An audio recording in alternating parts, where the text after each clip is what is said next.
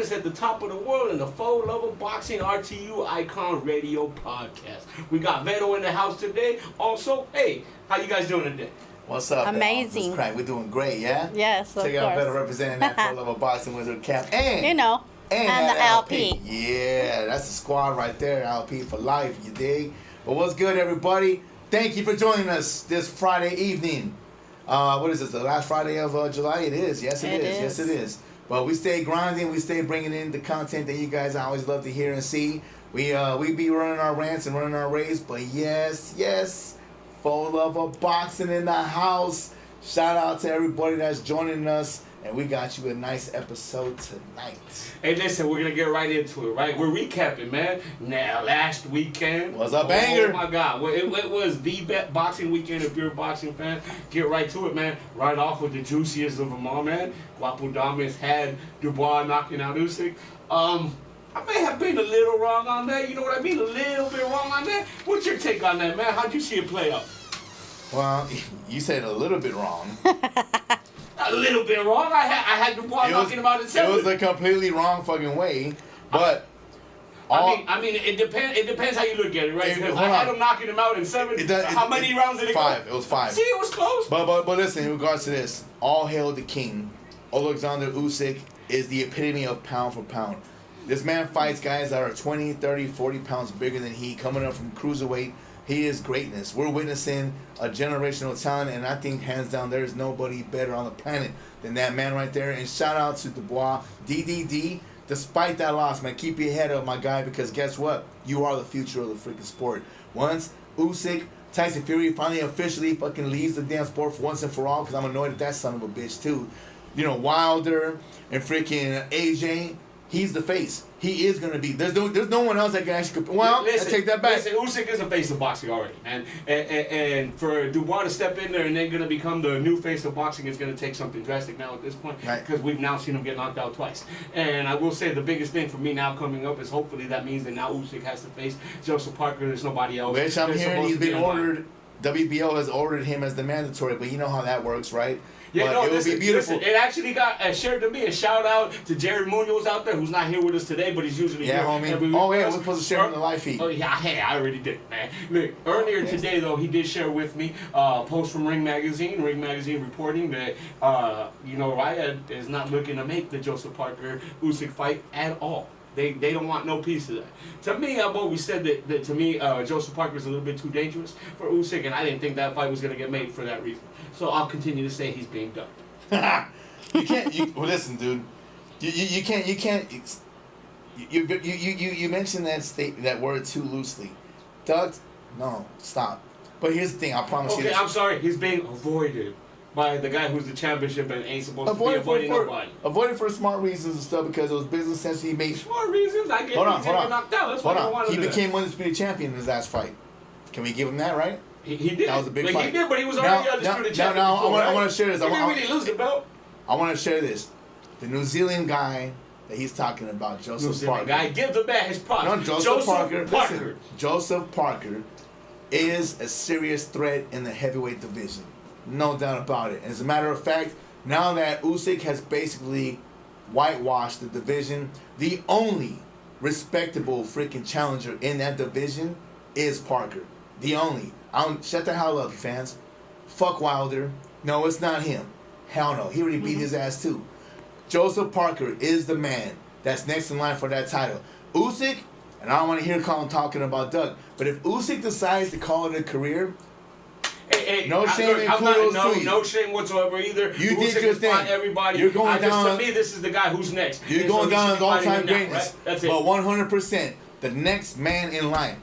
Fuck Tyson Fury and trying to fucking do this bullshit because I don't want to see a third fight. That's trash. That's basically a money grab for both of them and stuff. And I get it. I understand if they'll do it. But no, for legacy purposes, if Usyk can go on and take on the only man standing that deservingly owns and deserves that fucking shot, like you've been saying for a while, is Parker. I would love to see that fight. I would love it. Look, and he's a smaller man. He's equally as fucking Usyk. He moves just as fucking loose. And he's solid, bro. That would be a great fight. No, listen, and you're gonna hear me rant, and to be perfectly honest, if Usyk should decide to fight somebody else and another big fight comes, I have nothing to complain about, man. Usyk fights everybody.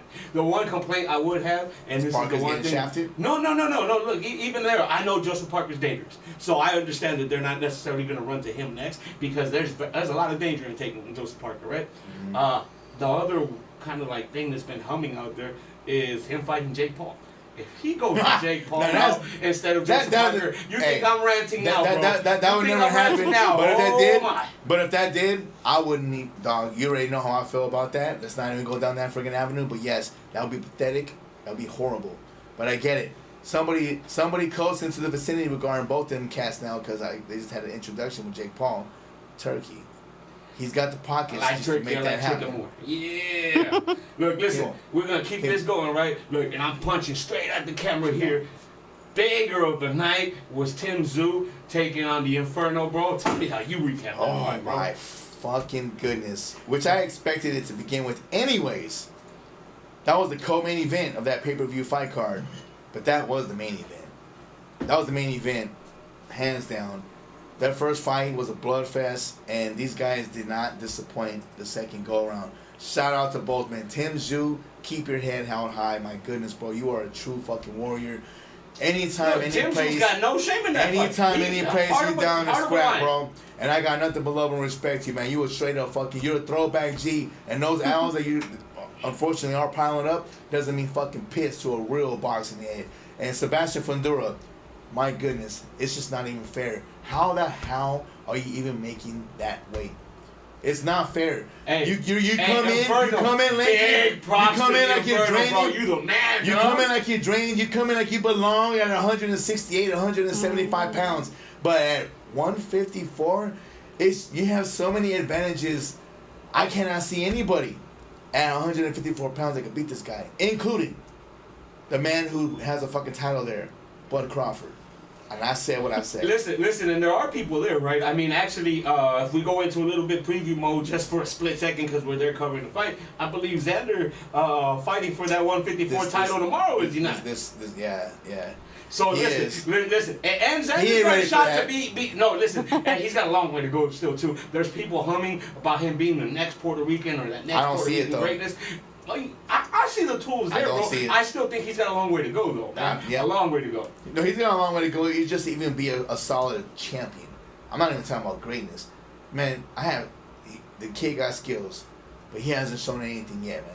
In fact... No, listen, but that's why I think it would be a good fight. I think then seeing Xander then step up big time, literally, right? Stepping up, because now you're having to fight for title. That's not even fair, right? man. It's not, but that's that experience he's going to need if he's going to be having that world title up there. You want to have a world title strap? You got to defend it against the toughest dudes. And if you're already up there with the strap, then you got to fight the toughest dudes. And that means sometimes coming together with a champ who maybe a dude you don't think Xander's probably pick up a secondary fucking title. You know who he needs to fight to prove himself worthy of that fucking crown versus Sebastian Fundora? Who are you going to say, man? AZ homeboy Jesus Ramos. Ramos has been sitting on the sideline for too long, bro. And that's what I'm telling you, bro. Ramos is ready. Xander is fucking not, bro. Not even close. Look, and if that fight transpire, our AZ homeboy is gonna murk that freaking kid. He ain't ready, bro. He's not ready for that fucking damn elite level. No, I'd actually like to see Jesus Ramos getting in with the Inferno next, man. We were just talking about how he's too big and he won't be able to really get worked by anybody there. I actually think Jesus Ramos can get the Inferno, man, and I'd like to see that fight next. I think that's the biggest fight to be made down there at 154. I agree. Let's be honest, you know what I mean? And yes, maybe I'm being biased because, you know, we stationed here out of Arizona. Shout out to the homie, Mono. You my homie, dog. But, dude, it's not just about just rooting for your freaking buddy. Ramos has been putting in that work, dog. He's a dog, and the most respected contender in that division for a while now, a couple years. You know, he should have been having his title freaking shot if not for that bullshit fucking loss. That shit was still fucking terrible. That wasn't a loss. In my book, it wasn't a loss. To me, when I look at Ramos fighting, he's still undefeated, man. Completely robbed in that fight. fight, right? So listen, we're giving you two of the big appetizers of the night. Main course was definitely Manny though. Manny coming back. Mario Barrios and Manny getting in there. How'd you score that fight, man? Look. I had it 115, 113. Manny Pac-Man Pacquiao. So if you asking me who I saw win, man, Manny actually rewound the clocks. It was crazy because before the fight I had told you, if Manny's got any kind of shot, he's got to do kind of like what Duran did against Iran Barkley when he was able to turn back the clock right at the end, you know what I mean? And still, he didn't have the speed to kind of land there, but you could definitely see some of the power was there and the reflexes and the timing was still there. That's actually what got me in I'd say beyond the curious mode of looking on and saying, yo, does Manny still, have it, and is this a legit fight? Man, Manny's reflexes were there, bro. He was landing some punches, bro.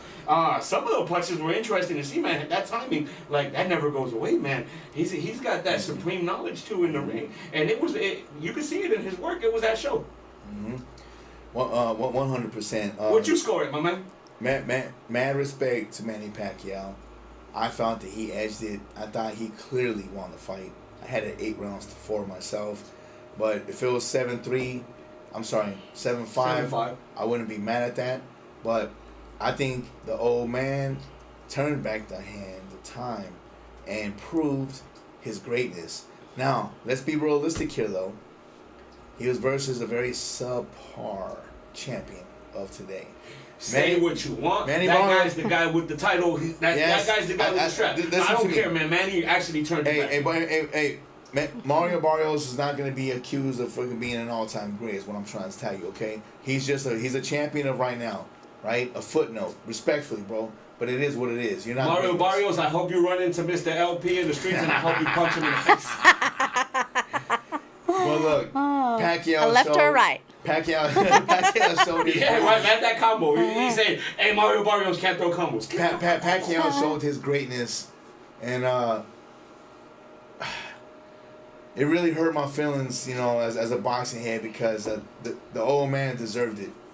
He deserved to ride off the sunset, whatever the case, but I get it, though. In the business sense, in the sport of boxing, they weren't going to let that old man win. They weren't. That's so sad. And that sucks. And in all honesty, they're talking about a potential rematch. I mean, there's no point. The draw. Consider that a W. Look, there is a point. You did great, man. We were talking about the finances and the business part of it in here, right? We sat here and we talked about a lot of people wasn't even happy with Manny coming back at this point, saying he's got 0 shot against Mario's and he's got no business. I was one of them. If he would have walked out with a world title, man, you can say whatever the fuck you want, but he would have walked out as the oldest welterweight champion in history, which he's not right now. So I can see his point of view of still having a little bit of fire in there and coming back. Now you say there's no interest in draw. Now, Ms. Vero, you're here, right? Yes. Give me that let's say mainstream point of view. Like, you know who Manny Pacquiao is. Yes. And don't you see the interest being drawn, a little bit of buzz when you hear that name pop out and we're talking about big fights? Yes. Yeah, and that's what I would say. When you can then deal with your normal public who isn't necessarily seeing the fights every weekend and isn't all obsessed like us, and you can still turn heads and go, hey, I know who that is. Man, that's something else. There's value in there. There's no money to be made. Again, that draw was a victory. It was. Yeah. It wasn't like they completely fucking shitted on him and freaking, completely disrespected his freaking his greatness. Yeah. They made it a draw, and I didn't like it. I did not like that because he did deserve that victory. But just right off the sunset, my guy. Hey, listen, man, it's so crazy. Manny lost, and Manny was like, yeah, I thought I did okay. I thought I won. It's okay. Right, man. That's Manny, Pacquiao. man, he's so humble. He's such a breath of fresh air, even though he's 48. Generational. Well, you think about it. Generational talent. All-time great, bro. You think about it. You're bringing someone out of retirement, and he gets a draw. And everyone thought he was going to just lose his ass off. Like 100%. That's what I said, right? Everybody had him dead in the water before the fight. Yeah. And then all of a sudden he starts turning the clocks, you know what I mean? And as I was sitting there watching, I'm just sitting there, I'm kind of looking around, and you was with me, we was watching the fight together, right? And we was loaded with a house full of fans screaming. Boxing fanatics. We start saying, we hear the chant. I love an underdog story. Manny, bro. And I couldn't help but be lost in a little bit of that nostalgia, man. Yeah. And going, damn, is this the last time I'm going to be able to get up here and start screaming Manny as Manny's going down? And listen, Manny was doing his thing, bro. Now, only criticism I would have is, man, he was 48 years old, so coming down the backstretch of the fight, He did lose those last 3 rounds, man. And it would have only taken 1 round of winning, and those cards would have fucking switched up. But every single judge, then the money rounds had to be every single round. And I actually co-sign. I agree with you with that, man. You're absolutely right. He lost the championship rounds, and that's the whole factor. He lost the championship rounds. Just so you know, there's nothing wrong with being 48. Hey, you're right. At that age, we're Yeah. still young and still living. Of But course. as a warrior inside that ring, though, Yeah. 48 years old is very old. Yeah. You gotta Well, let look that, at Hulk we gotta let Hogan that and all sink in. them WWE fighters. Yeah, well, that's more stage act and stuff. Yeah, I but I know. know. And speaking of you guys, I don't know, it's boxing and all, but rest in peace to the Hulkster. Yeah. That was pretty sad news. That was a childhood hero of mine growing up. I had the little freaking Hulkmania. pillow freaking Hulkster. I had the Ultimate Warrior, and I had to hold back some of my freaking feelings and stuff yesterday when I found the news on it. I was really heartbroken. And that sucks. Yeah, But it is. and like you mentioned with Garnett, he was 71 years old. Yeah. And in all honesty, still very young. In a lot better shape than we were. True that, right? Are. Still very It's young. It's Still very young. sometimes it's a breath of fresh air to see some of these older boxers come out of retirement. Might look Mike Tyson came out of retirement too. You know what I mean? Just to show them that just because they're Age ain't nothing but gone, a number or age what? ain't nothing but a number. If you got hands, you got hands. You know what I mean? At the end of the day. Yes. To some level, that definitely is a factor and stuff. But like Yeah. to compete at that elite level though, Yeah. that's just an unquestionable. Well, I think if you stay in shape, you know what I mean? If you keep up with, if you're going to sit on the couch and be a couch potato and then come out of retirement and not do any of the worwork to, I mean, you know I what hear I what you're mean? saying. I used to fight. I'm a lot younger than Manny Pacquiao, but what I know is this: my fighting days are long gone. Cause I've been a couch potato for a hot minute. I guess it was obvious that you could look at Manny and go, Manny's staying active. I mean, he looked amazing for being 48, bro. I see dudes that ain't 38 who ain't exactly doing what he was doing. You know what I mean? Even Mario, respect to Mario, he even gave him his props. Like, man, his reflexes there, his speed. He's like, man, that guy still fucking got it. But now, what he's doing is he's putting too much in that bucket to give this guy false hope and expectations, Yeah. thinking he can go in. I don't want to see that man hurt. He's a freaking legend, right? Yeah. He's an all-time great.